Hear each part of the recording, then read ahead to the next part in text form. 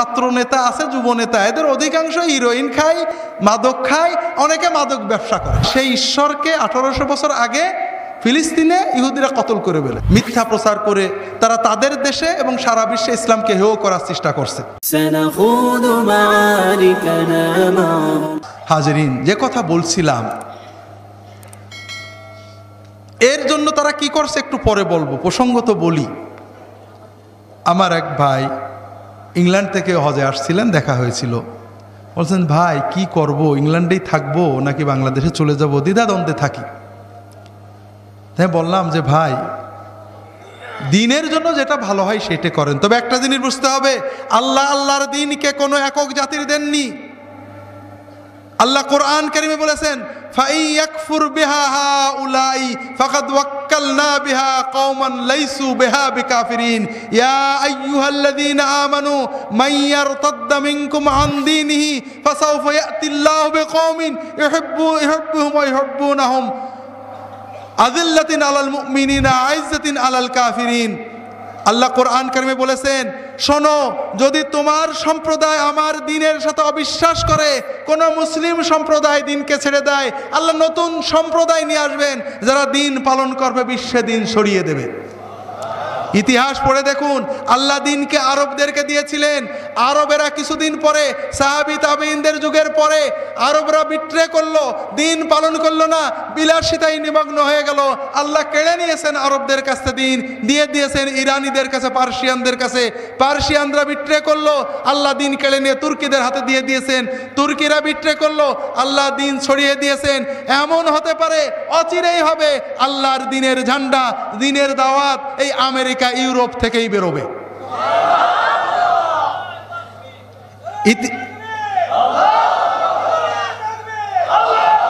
খুব সহজে বুঝুন, বিশ্বের ইতিহাসে নেই যে তাতারেরা, যে হলাকুখার বংশধরেরা বর্বর হিংস্রতা নিয়ে মুসলমানের দেশগুলো আক্রমণ করলো, রক্ত গঙ্গা বইয়ে দিল, সেই তাতারেরা মাত্র 50 বছরের ভিতরে দলে দলে সব মুসলমান হয়ে গেল।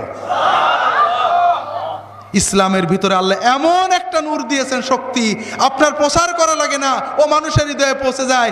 যে আমেরিকান বাহিনী মানুষ মারার জন্য মধ্যপ্রাচ্যে এসেছিল, মুসলমানদের সামান্য সংস্রব পেয়ে এদের ভিতরে শত শত হাজার হাজার মুসলমান হয়ে গেছে। মেরে ঠেকানো যাচ্ছে না, অপপ্রচার করে ঠেকানো যাচ্ছে না, ঠেকানোর উপায় নেই। কাজেই তবে আমাদের বুঝতে হবে, আমি আপনাদের গৌরবের জন্য বলছি না, ইসলামের ঝান্ডা হয়তো আগামী শতাব্দীতে আমেরিকা থেকে উঠবে, কিন্তু আপনার কি দশা হবে সেটা বুঝুন। ইসলামকে মেটানো যায় না। আমার হুজুর ওয়াজ করতেন, ইসলামকে মেটানো যায় না, ইসলামকে মেটাতে যারা এসেছে তারাই মিটে গিয়েছে। আপনার অবস্থা আপনি বিবেচনা করেন। যখন হলাকুখা বাগদাদ ধ্বংস করে, তাতারেরা একের পর এক মুসলমান দেশগুলো ধ্বংস করতে থাকে, মুসলমানরা থরথর করে কাঁপতো, কিয়ামত বুঝি এসে গেল, এই বুঝি ইয়াজুজ মাজুজ, আর ইসলাম থাকলো না। ইসলাম ধ্বংস হয়নি তাতার আক্রমণে, তাতাররা মুসলমান হয়েছে। শুধু তাই নয়, যে সময়ে বাগদাদে, খোরাসানে, সামারকান্দে, সিরিয়ায় লক্ষ লক্ষ মুসলমান রক্ত গঙ্গা বইয়ে গেছে, ঠিক সেই সময়ে ফিলিপাইন্সে, থাইল্যান্ডে, ইন্দোনেশিয়াতে লক্ষ লক্ষ আদম সন্তান বিনা অস্ত্রে, বিনা যুদ্ধে লা ইলাহা ইল্লাল্লাহু মুহাম্মাদুর রাসূলুল্লাহ ঝান্ডার নিচে এসে গেছে। মুসলমান কমে না, ইসলাম কমে না, তবে বেয়াদব মুসলমান, আল্লাহর দিন পরিত্যাগকারী মুসলমানদেরকে আল্লাহ ধ্বংস করে দেন। কাজেই খুব সাবধান হতে হবে। হতে পারে ইসলামের ঝান্ডা হয়তো ওখান থেকে উঠবে, কিন্তু আপনার কি গতি হবে? আপনার গতি, আপনার অবস্থা কি বাগদাদের মতো হবে, আফগানিস্তানের মতো হবে, ইরাকের মতো হবে, সোমালিয়ার মতো হবে, না অন্য কিছুর মতো হবে, সেটা আপনার আমাকে বুঝতে হবে।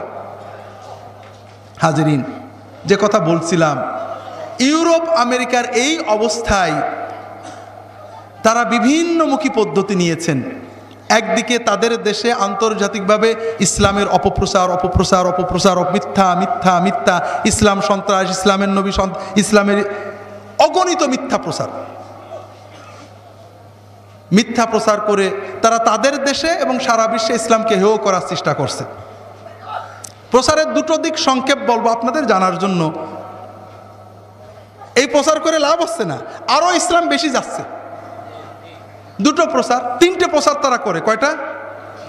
একটা হলো ইসলাম জিহাদ দিয়েছে, একটা হলো ইসলামী আইন শরিয়া আইন বর্বর, আর একটা ইসলাম মেয়েদের জুলুম করেছে। কথা বুঝেছেন? তাদের প্রচারের মূল বেস তিনটে। প্রথম হলো ইসলাম জিহাদের মাধ্যমে বিশ্ব অশান্তি ছড়িয়েছে, এটা তারা বলে। আমাদের দেশে অনেকে বলেন এই ধর্ম যত হানা, নাস্তিকরা বলেন ধর্ম যত হানাহানির মূল। তাই বললাম দেখো, দুটো বিশ্বযুদ্ধ হয়েছে, এর চেয়ে বড় যুদ্ধ ছিল নাকি? দুটোই তো মুসলমানরা করছিল নাকি? না ধর্মের নামে হয়েছিল? ভিয়েতনাম আর কম্পুচিয়ার ভিতরে যুদ্ধটা লক্ষ লক্ষ মানুষ মারা গেছে, মুসলমানরা বাধাইছিল না ধর্ম বাধাইছিল? হ্যাঁ, এই মানে কিভাবে যে হয় তারা পাগল, মূর্খ অথবা জ্ঞান পাপী। এখন বলে যে ইসলামে জিহাদ দিয়েছে। হাজরিন, এ বিষয়ে বেশি বলার সময় কম তো। জিহাদ ইসলামে দেয়নি তো। বেদ, মহাভারত, রামায়ণ, গীতায় জিহাদ নেই? যুদ্ধ আছে না? রামায়ণের কাহিনী যুদ্ধ না? মহাভারতের কাহিনী যুদ্ধ না? গীতার ভিতরে শ্রীকৃষ্ণ যুদ্ধের কথা বলেছেন। সব জায়গায় যুদ্ধ আছে। বাইবেলে ইহুদি খ্রিস্টান যারা মানবতার, যীশুখ্রিস্ট ভালোবাসা ভালোবাসা ভালোবাসা, আরে মেয়ে যীশুখ্রিস্ট কি বলেছেন, বাইবেলে কি আছে, তাদের হিসাব অনুযায়ী, and those who would not like that I rain upon them, bring them here and slay them. যারা চাই না যে আমি ঈসা তাদের উপরে রাজত্ব করি, আমার রাজত্ব যারা পছন্দ করে না, তাদের ধরে আইনি এখানে জবাই করে দাও। বাইবেলের কথা এখনো তাদের বাইবেলে আছে। বাইবেলের ভিতরে রয়েছে, বেশি আর এখন টেক্সট বলবো না, সময় চলে যাবে। যুদ্ধের ময়দানে নয়, যুদ্ধের ময়দানে ছাড়াও যুদ্ধবন্দীদের ভিতরে, নিরস্ত্র মানুষদের ভিতর থেকে শিশু, নারী, কিশোর এদেরকে হত্যা করে ফেলবা, গরু ছাগল পর্যন্ত মেরে ফেলে দেবে। এমনকি যুদ্ধ ছাড়াই তোমার দেশে যদি বিধর্মী বাস করে তাদেরকে গোপনে অথবা মিথ্যা দাওয়াত দিয়ে এনে ঘরে বন্ধ করে জবাই করে ফেলে দেবে, তাদের মন্দিরগুলো ভেঙে ফেলে দেবে। এখনও সব বাইবেলে আছে। যদি বিস্তারিত জানতে চান আমার ইসলামের নামে জঙ্গিবাদে অনেক কোটেশন পাবেন, একেবারে পৃষ্ঠা, কোন ভার্স, কোন বই সহ পাবেন।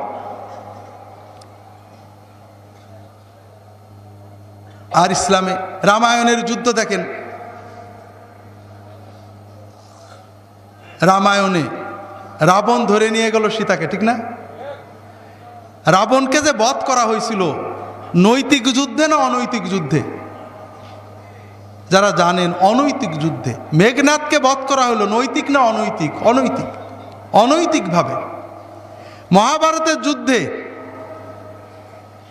অনৈতিকতার প্রশ্রয় আছে, কিন্তু ইসলাম কি শেখালো? হ্যাঁ, ইসলাম যুদ্ধ রেখেছে, ইসলাম জেহাদ দেয়নি, জেহাদকে নিয়ন্ত্রণ করেছে, মানবিক বানিয়েছে। ইসলাম কি বলেছে?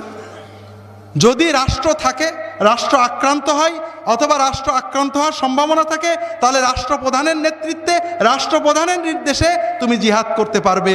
শর্ত হলো যারা শুধু সশস্ত্র, যারা অস্ত্র নিয়ে তোমার বিরুদ্ধে যুদ্ধ করতে আসছে তাদের সাথে যুদ্ধ করবে। আমার কথাটা কি বুঝতে পেরেছেন? তাহলে ইসলাম কি জিহাদ দিল না জিহাদ নিয়ন্ত্রণ করলো? জিহাদকে মানবিক বানালো। বর্তমান জেনেভা কনভেনশন, জাতিসংঘ যে যুদ্ধের অনুমতি দেয়, ১৫০০ বছর আগে রাসূলুল্লাহ সাল্লাল্লাহু আলাইহি ওয়াসাল্লাম কোরআনের মাধ্যমে সেই যুদ্ধ দিয়ে গিয়েছেন, তার চেয়েও মানবিক যুদ্ধ দিয়েছেন। যেটা বলছিলাম, আর একটা বলে কি, হ্যাঁ কি বলে, ইসলামের আইনগুলো বর্বর। এর ব্যাখ্যাও আমার ইসলামের নামে জঙ্গিবাদ বইয়ে পাবেন। ইসলামের যে আইনগুলো বর্বর বলে সবগুলো বাইবেলে আছে। মানুষ ব্যভিচার করলে পাথর মারা, এটা বাইবেলে ব্যভিচার না। কেউ যদি শনিবারে কাঠ কুড়ায় তাকেও পাথর মারতে হবে, কেউ যদি মুর্তা দেয় তাকেও পাথর মেরে খুন করতে হবে, কেউ যদি সামান্য একটু অন্যায় কাজ করে তাকেও পাথর মেরে খুন করতে হবে। বাইবেলে এখনো আছে। বেটা তোর ধর্মগ্রন্থ বর্বর না হলে আমারটা হয় কে? ইসলামের যে আইনগুলোকে তারা বর্বর বলে, তার চেয়ে অধিকতর বর্বর আইন তাদের ধর্মগ্রন্থে রয়েছে। এটাকে তারা ধর্মগ্রন্থ বলছে, এটাকে তারা ঐশী বলছে, এবং এটাকে প্রতিষ্ঠা করার জন্য তাদের পাদ্রীরা চেষ্টা করছে। আর আমরা যখন ইসলামের কথা বলি, ইসলামের আইন অনেক অনেক বেশি মানবিক, অনেক বেশি স্বচ্ছ, এবং মানুষকে এখানে বাঁচানোর ব্যবস্থা করা হয়েছে। বিস্তারিত আমার ইসলামের নামে জঙ্গিবাদে পাবেন। হাজিরিন, তৃতীয় কি বলে? মেয়েদের উপরে অত্যাচার করে, ঠিক না? মেয়েদের উপরে একটা জিনিস, সম্পত্তির ব্যাপারটা আমি বললাম, ঠিক না? দ্বিতীয় ব্যাপার পর্দার ব্যাপার।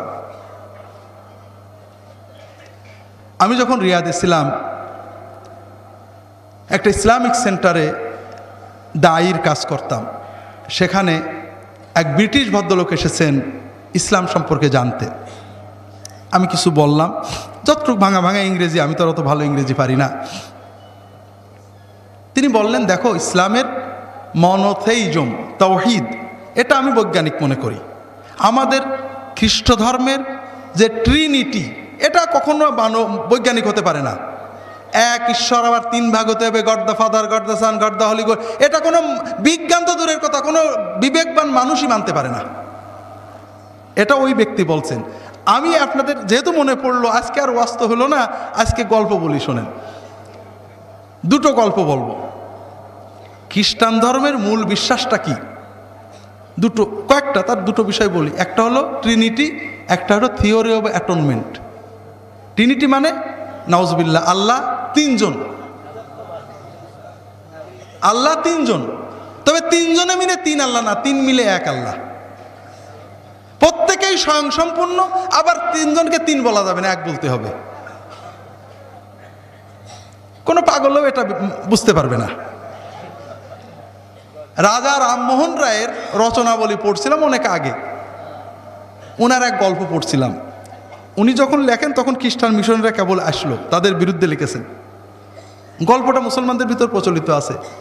শ্রীরামপুরে নতুন খ্রিস্টানরা এসেছেন, এই দেশের তিনজনকে ধরে খ্রিস্টান বানাইছেন। এক বছর ধরে দীক্ষা দেওয়ার পরে ইউরোপ থেকে আর এক পাদ্রী আসছে, দেখি তোমার ছাত্ররা কেমন ভালো খ্রিস্টান হলো। তো একজনকে ডেকে জিজ্ঞেস করছে, ঈশ্বর কয়জন? বলে, ঈশ্বর তিনজন। না না না, খবরদার, ঈশ্বর তিনজন, ঈশ্বর একজন, একজন কিন্তু পিতা পুত্র পবিত্র, তিন, তিন মিলে এক। এটা না বললে তো তুমি খ্রিস্টান হতে পারবে না, তোমার ইমান চলে যাবে। বলে, তিন আবার এক হয় কি? অত বলছি না, তিন তিন, তিন আবার এক হয় কি করে, কোন জায়গায়? তো ওকে রাগ করে খায়, তুই অভিশপ্ত, তুই জান্নাতে যেতে পারবি না। এবার আর একজনকে ডেকেছে, ঈশ্বর কয়জন? ঈশ্বর দুইজন। হ্যাঁ, কি বললি? এতদিন শুনে এই শিখলি নাকি? বলে, তো আপনি তো বলেছেন ঈশ্বর তিন, পিতা পুত্র পবিত্র। এই তিনজনের একজনকে, পুত্রকে, প্রায় 1800 বছর আগে ফিলিস্তিনের ইহুদিরা কতল করে ফেলে সুরে চড়াইয়ে। তাহলে আর দুইজনই তো থাকলো। ওকেও রাগ করে বের করে দিয়েছে। এখন তৃতীয় জন আসছে, এই ঈশ্বর কয়জন? ঈশ্বর তো নেই। কেন? বলে যে আপনি বলেছেন ঈশ্বর একজন, পিতা পুত্র পবিত্র, তিন মিলে এক ঈশ্বর। আর সেই ঈশ্বরকে 1800 বছর আগে ফিলিস্তিনে ইহুদিরা কতল করে ফেলে। বাকি 18 বছর তো দুনিয়া ঈশ্বর ছাড়াই চলতে আমি বুঝেছি। এটা এমন একটা পাগলামি থিওরি, এটা কোনো মতেই ব্রেনে ঢুকবে না। আর একটা থিওরি আছে, থিওরি অব অ্যাটনমেন্ট, প্রায়শ্চিত্ত। সেটা কি? যে মানুষ জন্মগতভাবে পাপী। আদম আলাইহিস সালাম ফল খাইছিলেন না? তারা বলে ফল খেয়ে কঠিন গুনাহ হয়ে গেছিল। আর এই গুনার জন্য আদমের যত সন্তান কিয়ামত পর্যন্ত সকলেই জাহান্নামে যাওয়া বাধ্যতামূলক। চুরি করল বাপ, আর ফাঁসি হবে কার? ছেলে, নাতি, পুতি, 14 পুরুষ। এইটা হলো বাইবেলের, খ্রিস্টানদের, খ্রিস্টান ধর্মের ইনসাফ। এখন আল্লাহ তাআলা নাউজুবিল্লাহ আস্তাগফিরুল্লাহ কেঁদে বেহাল হয়ে যাচ্ছেন। আদমের সব সন্তান দুজকে চলে গেল, বাঁচাতে পারলাম না, কি করে বাঁচাবো? আল্লাহ খুব কান্নাকাটা করছেন। এখন আল্লাহ তাআলা দেখলেন যে আদম সন্তানকে বাঁচানোর কোনো উপায় নেই। একটাই উপায় আছে, কাফারা দিতে হবে। সেই কাফারা আবার আদম সন্তান দিলে হবে না, অন্য কেউ দিতে হবে। গুনাহ করলো আদম, নাউজুবিল্লাহ, শাস্তি হবে আদম সন্তানের, কিন্তু আদম বা আদম সন্তান কাফফারা দিলে এই গুনাহ মাফ হবে না। কাফফারা দিতে হবে কি? ঈশ্বর স্বয়ং নেমে এসে মানুষ রূপে বুকে ছুরি মেরে শুলে চড়ে মরিয়ে দোজকের ফেরেশতার কাছ থেকে জাহান্নামের চাবি কেড়ে নিয়ে এসে এরপরে লোকদেরকে জান্নাতে যাওয়ার ব্যবস্থা করেছে। ঈশ্বরের ক্ষমতায় কুলোল না যে লোকেদের গুনাহগুলো মাফ করে জান্নাতে দেবে। এই জন্য একজন খ্রিস্টান তিনি লিখেছেন, no heathen tribe has conceived such grotesque an idea that man was born with a hereditary stain upon them, and that stain for which he is not personally responsible is to be atoned for, and that Almighty God had to sacrifice His only begotten Son to neutralize this mysterious curse. কোনো পাগল জাতিও নেই, বর্বর পাহাড়ি জাতিও নেই যে এরা একটা উদ্ভট কথা বিশ্বাস করে যে মানুষ জন্মগতভাবে পাপী, আর যে পাপ নিজে করলো না সেই পাপের জন্য তার আবার কাফফারা দেওয়া লাগবে। আবার সেই কাফফারা কোনো মানুষে দিলে হবে না, শেষ পর্যন্ত সর্বশক্তিমান ঈশ্বর নিজের আপন ছেলেকে শুলে চড়িয়ে সেই পাপ ক্ষমা করানো লাগলো। এই রকম উদ্ভট চিন্তা কোনো পাগল ট্রাইবও করে না। কথা কি বুঝতে পেরেছেন?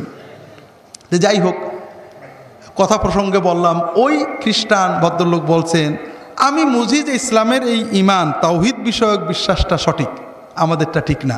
তবে তোমরা মেয়েদের উপরে একটা অত্যাচার করো, ওদেরকে সমাজ থেকে সেগ্রিগেট করে রেখেছো। সেটা আবার কি?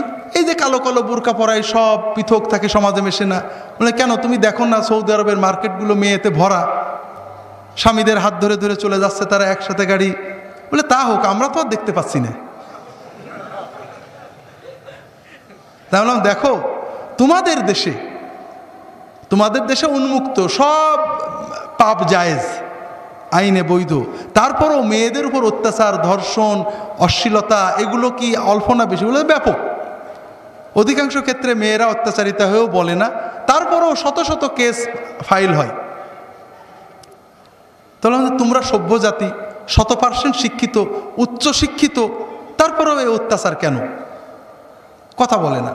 দেখো, পুরুষের ভিতরে যে পাশবিকতা আছে, এটা থেকে নারীকে রক্ষা পেতে হলে কোনো সভ্যতার দোহাই দিয়ে হবে না, মানবতার দোহাই দিয়ে হবে না। ফিজিক্যালি বায়োলজিক্যালি নারী দুর্বল, কাজেই কুংফু কারাটে দিয়েও হবে না। কি লাগবে? তাকে নিজে একটা শালীন পোশাক পরতে হবে, যেন ওই বেহায়া পুরুষের ভিতরে একটা ধারণা হয় যে শি ইজ এ লেডি, এর কাছে আমার যাওয়া ঠিক নয়। একটা সম্ভ্রমবোধ তার ভিতরে জাগ্রত হয়। তা না হলে মেয়েরা অত্যাচারিত হবে, তুমি ঠেকাতে পারবে না। ইসলাম মেয়েদের সেগ্রিগেট করেনি, ইসলাম মেয়েদেরকে পর্দার মাধ্যমে প্রোটেক্ট করেছে। হাজরিন, প্রসঙ্গত বলি, আমাদের এক ছাত্র বিশ্ববিদ্যালয়ে প্রশ্ন করেছে, স্যার আজকাল খালি আমাদের সবাই বকাটে বলে ইফটিজিং করি। আচ্ছা স্যার, শুধু আমাদেরই দোষ? ওই যে মেয়েটা কি ফিটফাট পোশাক পরেছে, ওর দেখেই তো আমার খুব অস্থির লাগছে, ওকে একটু অ্যাপ্রিসিয়েট করব, ও যে খুব ভালো দেখাচ্ছে এই কথাটা বলবো, গেলেই তো বলে ইফটিজার। স্যার আমার একার দোষ না, ওরও কিছু দোষ আছে? হাজরিন, আমরা যতই বলি না কেন, আমি আর বেশি লম্বা করব না, আমি শুধু যুবকদের জন্য একটা কথা, আপনাদের জন্য একটা কথা বলেই শেষ করব। প্রথম কথা হলো, এখানে যারা যুবকেরা আছো তোমাদের উদ্দেশ্যে বলবো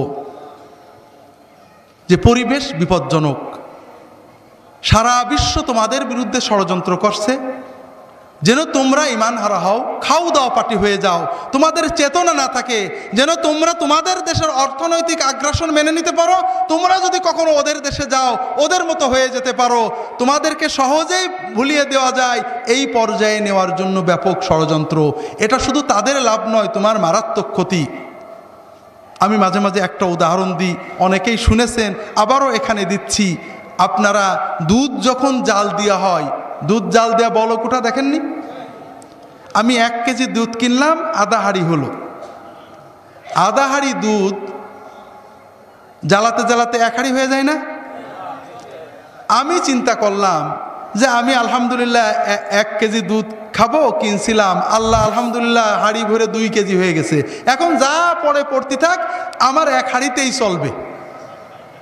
ঠিক আছে তো? শেষে 1 হাঁড়ি তো থাকবে, আধা হাঁড়ি তো থাকবে না।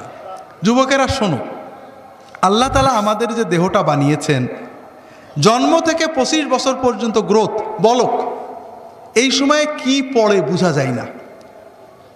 আর এই সময়ে যে ফুর্তি আনন্দ, এটা কোনো আনন্দ না, এটা অস্থিরতা। জীবন শুরু হবে 25-এর পরে। যদি 30 থেকে মৃত্যু পর্যন্ত জীবন পেতে চাও, মৃত্যু নয় জীবন, জীবনমৃত নয়, সত্যিকারের জীবন, যে জীবনে ফুর্তি থাকবে, কর্ম থাকবে, শান্তি থাকবে, এই রকম জীবন পেতে চাও, তাহলে আমার কথাটা একটু মন দিয়ে শোনো। আল্লাহ তাআলা যে নিয়মে বানিয়েছেন, প্রকৃতির সাথে যুদ্ধ করে আমরা জিততে পারবো না, আল্লাহর প্রকৃতিকে মেনে নিতে হবে। আল্লাহ তাআলা আমাদের সৃষ্টি করেছেন, প্রতিদিন 6-7 ঘন্টা তুমি ঘুমাবে, গভীর ঘুম, 1-2 ঘন্টা খেলবে, কঠিন পরিশ্রম, তোমার শরীর ঘেমে রক্ত টকবক করে বেরেনে যাবে। ফুটবল, হাডুডু, ব্যাডমিন্টন, ভলিবল, দৌড়, সাঁতার, এগুলো খেলতে হবে। এরপর 1-2 ঘন্টা আল্লাহর ইবাদত করতে হবে, আল্লাহর সালাত, সিয়াম, জিকির, যতটুকু পারা যায়। তাতে তোমার আত্মা সুস্থ হবে, তোমার মন পরিশুদ্ধ হবে, তোমার আত্মা, মন, দেহ সব কিছু প্রোডাক্টিভ হয়ে যাবে। এরপরে তুমি 4-5 ঘন্টা তোমার 25-এর পরের জন্য কর্ম বা শিক্ষা নেবে। এইভাবে যদি তুমি চলো, তাহলে তোমার জীবন গতিশীল হবে, তোমার জীবন ইনশাআল্লাহ মৃত্যু পর্যন্ত সচল থাকবে। কিন্তু তুমি এখন খেলাধুলো বন্ধ হয়ে গেছে, সারাদিন মোবাইল, ইলেকট্রনিক মিডিয়া, আর খাওয়া তো কি খাচ্ছি আমরা দেখছি। ইউরোপ আমেরিকার লোকেরা কিছু সুস্থ থাকে, ঠান্ডার কারণে ওরা দৌড়াতে হয়, পরিশ্রম করে, আমরা গরমের কারণে ওইটাও করি না। সারাদিন মোবাইল দেখছি, শুনছি, কানে ইয়ারফোন লাগিয়ে শুনছি, আমাদের কান চোখগুলো নষ্ট হচ্ছে। রাতে জেগে জেগে মোবাইল করছি, কথা বলছি, আমাদের ব্রেনটা ক্রেজি হয়ে যাচ্ছে, আমরা বুঝতে পারছি না, তবে আমাদের লেখাপড়া নষ্ট হচ্ছে। কিন্তু সবচেয়ে বড় ক্ষতি হলো অশ্লীলতা, ছবিতে অশ্লীলতা, গানে অশ্লীলতা, সিনেমায় অশ্লীলতা। এই যে কিছুদিন আগে কিং খান গান গেয়ে গেলেন, অশ্লীলতা ছিল না? কিছু মানুষ কোটি কোটি টাকা কামাই করছেন এই সব অনুষ্ঠান, কিন্তু আমাদের যুবকদের কি হচ্ছে, অস্বীকার করার উপায় নেই। তাদের ভিতরে অস্থিরতা জন্ম নেয়, তাদের মনে হয় আমি আরও দেখি, টিভিতে বন্ধ হয়ে গেল, দেখি পাশের বাড়ির মেয়ের সাথে দেখা যায় কিনা, এইটা করে ওর অস্থিরতা, ওর পড়তে মন চায় না, ওর মোবাইল করতে মন চায়, ওর মনে হয় গল্প করি, এরপরে ও পাপের পথে চলে যায়, এরপরে হিরোইন ধরে, এরপরে ইয়াবা ধরে, এরপরে লেখাপড়া নষ্ট হয়ে যায়, ওর 25 হতে হতে ওর জীবনটা ক্ষতিগ্রস্ত হয়ে যায়, এর পরের জীবনমৃত হয়ে যায়, বাঁচতেও পারে না, মরতেও পারে না, ও হিরোইন গ্রহণ করে, মাদক গ্রহণ করে, এইভাবে সমাজটা আস্তে আস্তে ধ্বংস হয়ে যাচ্ছে। ঠিক না ভাই? হাজিরিন, আমরা কি অবস্থায় আছি। সেদিন বাসে চড়ে ঝিনাইদহ থেকে যাচ্ছি, এই ঢাকা থেকে ঝিনাইদহ যাচ্ছি, চুয়াডাঙ্গার বাস। আমার সামনের সিটে বসে আছেন চুয়াডাঙ্গার 2 জন বা মেহেরপুরের হবেন, গল্প করছেন। আমি তো চিনি টিনি নে, তারা গল্প করছেন যে কি বলবো ভাই, এখন এই যে যত ছাত্র নেতা, এই দলমত নির্বিশেষে যত ছাত্র নেতা আছে, যুব নেতা, এদের অধিকাংশ হিরোইন খায়, মাদক খায়, অনেকে মাদক ব্যবসা করে। কথা বুঝেছেন তো? এটা কি উনি ভুল? উনি কিন্তু রাজনৈতিক নেতা, পরে বুঝলাম, যে কোনো দলের। তিনি বলছেন যে এরাই তো কিছুদিন পরে জাতীয় নেতা হবে। কথা বুঝেছেন তো? নেতা হইরা মাদক বিরোধী কনসার্ট করবে, মাদককে না বলুন মিছিল করবে, কিন্তু রাত্রে বাড়ি যেয়ে নিজে মাদক নেবে এবং মাদকের ব্যবসা করবে। ঠিক না? তাহলে আমরা কোথায় চলেছি? হাজরিন, তোমরা শোনো বাবারা, যে যেখানে যাই যাক, তোমাদেরকে 2টো কথা বলি। প্রথম কথা হলো যে নামাজটা কখনো ছাড়বে না। নামাজকে যদি ধরে রাখতে পারো, ইনশাআল্লাহ নামাজ তোমাদেরকে ধরে রাখবে। সিনেমা হলে থাকো, গান শুনছিলে, টিভি দেখছিলে, ওয়াক্ত মতো নামাজটা পড়বে, পারলে জামাতে পড়বে। যে অবস্থায় থাকো, যদি জামাত ধরতে পারোনি কোনো কারণে, নামাজ জানো না, শুধু আল্লাহু আকবার দিয়ে নামাজ পড়বে। দাঁড়িয়ে আল্লাহু আকবার আল্লাহু আকবার নামাজ শিখতে থাকবে, যতদিন শিখা পূর্ণ না হয়। দাঁড়িয়ে আল্লাহু আকবার, রুকুতে যে আল্লাহু আকবার, সেজদায় যে আল্লাহু আকবার, 10 বার 20 বার আল্লাহু আকবার দিয়ে সালাত আদায় করবে। এতেই সালাত আদায় হয়ে যাবে, তুমি পূর্ণ সওয়াব পেয়ে যাবে। হাজেরিন, আর মাদক, অশ্লীলতা, এই দুটো পাপকে বিষের মতো পরিত্যাগ করবে। আলেম ওলামাদের সহবতে থাকার চেষ্টা করবে, জীবনটাকে একটু গুছিয়ে রাখার চেষ্টা করবে। আমার একটা ছোট্ট বই আছে, সহি মাসনুন ওজিফা। এটা তো ওজিফা না, মূলত জীবনের বাগানটাকে সাজিয়ে নেওয়ার একটা ছোট্ট প্রক্রিয়া রাসূল সাল্লাল্লাহু আলাইহি ওয়াসাল্লামের সুন্নতের আলোকে। পারলে এটা কি করবে, তোমাদের এই যে অস্থিরতা দূর করবে। নামাজগুলো পড়বে, নামাজের পরে 2-5 মিনিট এই আল্লাহ রাসূল সাল্লাল্লাহু আলাইহি ওয়াসাল্লাম শেখানো জিকিরগুলো করবে। ইনশাআল্লাহ তোমার হৃদয়টা প্রশান্ত হবে, পাপ থেকে ফিরে থাকার শক্তি অর্জন করতে পারবে। হাজেরিন, আর আপনাদের বলি, আমাদের ছেলে মেয়েদের ঈমান বাঁচানোর দায়িত্ব আমাদের সরকারের, ঠিক না ভাই? কাদের? হ্যাঁ, অনেকেই বলে সরকার, বুঝে ফেলেছেন, অনেকে আমার প্রশ্ন বুঝে ফেলেছেন। আমাদেরকে একটু সচেতন হতে হবে। আল্লাহ রাসূল সাল্লাল্লাহু আলাইহি ওয়াসাল্লাম আমাদেরকে দুটো বিষয় বলেছেন, মুরু আওলাদাকুম বিস-সালাতি ওয়া হুম আবনাউ সাব' ওয়াদরিবুহুম আলাইহা ওয়া হুম আবনাউ আশ ওয়া ফাররিকু বাইনাহুম ফিল মাদাজি'। তোমাদের ছেলে মেয়েদের বয়স যখন 7 বছর হবে নামাজ পড়তে বলবে, 10 বছর হলে নামাজ না পড়ে মেরে নামাজ পড়াবে, আর তাদের বিছানা আলাদা করবে, অর্থাৎ তাদেরকে পর্দা শিখাবে, তাদের ভিতরে লজ্জা সম্ভ্রম তৈরি করবে। হাজেরিন, ছেলে মেয়েদের নামাজ শেখান, নামাজ না পড়লে শাসন করবেন, মারবেন, মেরে নামাজ পড়াবেন, তাদেরকে নামাজমুখী করতে হবে, ছেড়ে দেবেন না। ওই বিকালের আড্ডাগুলো বন্ধ করেন, বেশি বেশি টাকা কামাই করার জন্য 3 প্রকারের চাকরি বন্ধ করেন।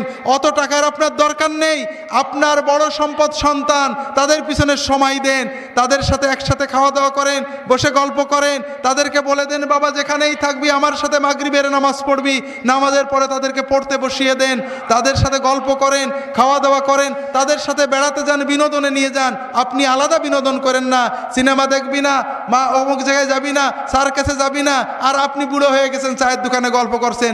কোথায় যাবে তা তো বললেন না, বলেছেন নাকি? ওই শাসনে কাজ হবে না, আপনি তাকে সাথে করে নিয়ে যাবেন কোথায় যেতে হবে। তাদের যদি নিয়মিত সাথে নিতে পারেন, ও কোনোদিনই অবাধ্য হবে না। আর যদি অবাধ্য হওয়ার পরে শাসন করতে চান, কোনোদিনই করতে পারবেন না। যে কথা বলছিলাম ভাইয়েরা, আর আপনার ছেলে মেয়েদেরকে পর্দা শেখাবেন।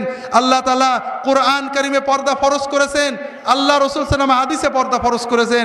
এটা মাওলানাদের বানানো কোনো জিনিস নয়, এটা কোনো মৌলবাদী উগ্রতার জিনিস নয়। আল্লাহ মেয়েদের উপর পর্দা ফরজ করেছেন। শুধুমাত্র আপন পিতা, আপন বাপ, চাচা, আপন মামা, আপন ভাই, ভাতিজা, মাহারাম যাদের সাথে বিবাহ হয় না, তাদের সামনে মেয়েরা মাথার চুল, ঘাড়, কান, গলা খুলতে পারে। বাকি সকল পুরুষের সামনে মাথার চুল থেকে পা পর্যন্ত ঢেকে রাখা আল্লাহ তাআলা কোরআন কারিমে ফরজ করেছেন। কবজি পর্যন্ত হাত এবং চোখ দুটো খোলা যাবে। কোনো ফকি মুখটা খোলার অনুমতি দিয়েছেন, শর্ত হলো কোনো মেকআপ থাকবে না, অলংকার থাকবে না। কোনো মুসলমান মেয়ে যদি বেপরদা হয়ে বাইরে যায়, প্রতি সেকেন্ডে একটা করে জিনা করার মতো কবিরা গুনাহ তার আমলনামা, তার পিতামাতার আমলনামায় লেখা হতে থাকে। যতক্ষণ মুসলমান মেয়ে কসমেটিক পরে সেজে গুজে বাইরে যায়, আল্লাহর ফেরেশতাদের লানত তার উপর পড়তে থাকে। হাজরিন, সবচেয়ে বড় কথা, বেপরদা হলে একটা বড় লাভ আছে, বলবো নাকি আপনাদের? সেটা হলো টিজড হওয়া। ইভ টিজিং শোনেন না? কোনো পর্দানসীন মেয়েকে কোনো ছেলে টিজ করে নাকি? বাংলার যত বড় বখাটে হোক, তার হৃদয়ে যে ন্যূনতম ঈমানটা আছে, যে কোনো বুরকা পরা মহিলা দেখলে সম্ভ্রম করে সরে যাবে, যাবে না? ইংরেজিতে যেটা বলে শি ইজ এ লেডি, তাকে একটা ভদ্র মেয়ে মনে করবে। হাজরিন, যদি চান আপনার মেয়ে টিজড না হোক, তাহলে আপনার মেয়েকে সম্ভ্রম। ইন্টারনেটে দেখছিলাম একবার, ইন্ডিয়ান মেয়েরা লেখে যে কেউ আমাদের টিজড হওয়া থেকে বাঁচাতে পারবে না, আমাদের বাঁচতে হবে, আমাদের এমন পোশাক পরতে হবে যেন আমাদের আকৃতিটা না বোঝা যায়। ইন্ডিয়ান মেয়েদের আর্টিকেল পড়ছিলাম, কোন একটা পত্রিকায় ভুলে গেছি। হাজরিন, এখন যদি আমরা মেয়েদেরকে বেহায়া হতে উৎসাহ দিই, ওপেন হতে উৎসাহ দিই আর বলি ইফটিজিং চলবে না, ইফটিজিংকে না বলুন, হবে নাকি? এই কয়েকদিন আগে পেপারে পাইলাম ইফটিজিং বিরোধী র্যালি কনসার্টে ইফটিজিং করিয়ে মারামারি করেছে। আত্মপ্রবঞ্চনা, প্রতারণা করছি। ইফটিজিংকে না বলুন, মাদককে না বলুন, স্বাক্ষর করুন, আর মেয়েদের বললাম বেহায়া হও, চলবে ভাই? হতে পারে না। আপনি প্রকৃতির বিরুদ্ধে যেতে পারবেন না। কাজে আপনাদের অনুরোধ করব, যদি চান আপনার মেয়েকে নিয়ে জান্নাতে যাবেন, আপনার মেয়ে টিজ না হোক, সম্ভ্রম নিয়ে বেঁচে থাক, আপনার মেয়ে জান্নাতে যাক আপনি চান, তাহলে মেয়েকে আল্লাহর হস্তে এই কিশোর বয়স থেকে তাদেরকে পর্দা শেখান, যেন অন্তত তারা সম্ভ্রম নিয়ে চলতে পারে। আল্লাহ তাআলা আমাদের তৌফিক দান করুন, আমিন। হাজরিন, পর্দা মেনে চললে তিনটে লাভ আছে। একটা লাভ হলো প্রতি সেকেন্ডে আল্লাহর পক্ষ থেকে একটা ফরজ ইবাদত পালনের সওয়াব পাওয়া যায়। দ্বিতীয় হলো আল্লাহর রহমত এবং ফেরেশতাদের দোয়া তার উপরে নাজিল হতে থাকে। এটা বলা আমার উদ্দেশ্য নয়, 3 নম্বরটা বলবো নাকি? এটা বলেই শেষ করবো, আপনারা বিরক্ত হচ্ছেন, প্রায় 2 ঘন্টা হয়ে গেছে। বেশ কিছুদিন আগে, কতদিন আগে মনে নেই, মনে আছে কয় মাস জানি না, আমাদের দেশের দ্য ডেইলি ইন্ডিপেন্ডেন্ট, ওই পত্রিকাটা আমি রাখি, সবসময় পড়তে পারি না, পত্রিকায় একটা আর্টিকেল পড়লাম। আর্টিকেলটার লেখিকা নাওমি উলফ, আমেরিকান মহিলা, বেস্ট সেলার, অনেক বইটার খুব পরিচিত। ওনার লেখা আর্টিকেলটার নাম হলো দ্য ভেইলড মডেস্টি, পর্দাবৃত সতীত্ব। উনি আর্টিকেলে লিখেছেন যে আমরা ইউরোপ আমেরিকার মানুষেরা বোরকাকে খুব ঘৃণা করি। এটাকে আমরা ব্যাকডেটেডনেস এবং সাপ্রেশনের আলামত মনে করি, অর্থাৎ এটা সেকালে গায়ও এবং এটা পুরুষদের অত্যাচার মনে করি। তো উনি লেখছেন মুসলমানদের দেশে হয়তো কোনো পুরুষ বউকে জোর করে বোরকা পরাতেও পারে, কিন্তু ইউরোপে যে মেয়েরা বোরকা পরে, আমরা কি করে বলবো এদের স্বামীরা পরাইছে? এরা তো নিজের মনের আবেগেই পরে। দ্বিতীয় বিষয় উনি বলছেন, যেটা আমার বলার উদ্দেশ্য, পর্দা করলে কি লাভ হয়। উনি বলছেন যে আমাদের যে মানসিকতা, যারা পর্দা বোরকা পরে, ওরা সেকেলে আধুনিকতা বোঝে না, ফ্যাশন বোঝে না, কসমেটিক বোঝে না। এইটা বোঝার জন্য আমি মরক্কো, তিউনিশিয়া, মিশর, বিভিন্ন দেশের মুসলমান ফ্যামিলিতে ঢুকলাম। মহিলা যেহেতু মেয়েদের সাথে ঢুকেছে, তিনি বললেন আমি একটা অদ্ভুত জিনিস দেখলাম। সেটা কি? আমি দেখলাম যে যে সমস্ত মেয়েরা পর্দা করেন তারা খুবই সৌন্দর্য সচেতন, অত্যন্ত ভালো কসমেটিক ফ্যাশন বোঝেন, তারা কখনো সেকেলে না, তারা অত্যন্ত স্মার্ট। 2 নম্বর আমি দেখলাম যে যারা আমরা সেজে গুজে মেকআপ করে বাইরে থাকি, তাদের চেয়ে যারা পর্দা করে তাদের সৌন্দর্য অনেক বেশি। মেকআপকারীদের সৌন্দর্য মেকআপ না করলে তুত্তুরে বুড়ি মনে হয়, আর পর্দানসীন মেয়েদের মুখের যে কমনীয়তা, এটা কোনো কিছুর সাথেই তুলনা করা যায় না।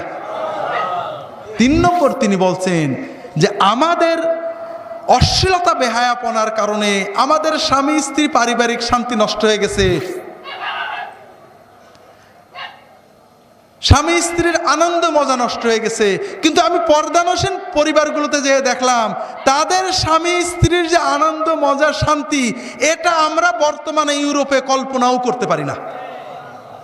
হাজরিন, আল্লাহর হস্তে বলবো যে আল্লাহর সাথে যুদ্ধ করে আমরা পারবো না।